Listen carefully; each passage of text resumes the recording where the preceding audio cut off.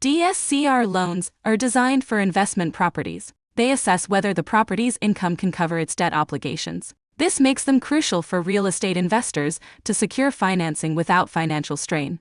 Here we will explore the necessary steps, key factors, and practical examples to help you determine the optimal loan amount for your investment property based on its rental income. Back calculating ensures your loan aligns with the property's income. It helps assess financial stability, avoid overleveraging, and make informed decisions about acquisitions or renovations.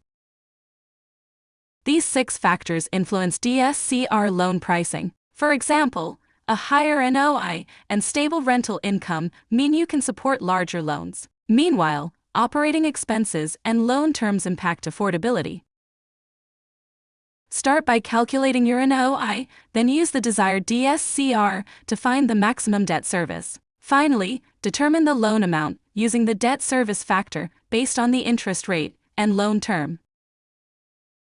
In this example, a property with $120,000 rental income can secure a $1,066,667 loan. Avoid common pitfalls like overestimating income or neglecting vacancy rates for accurate calculations.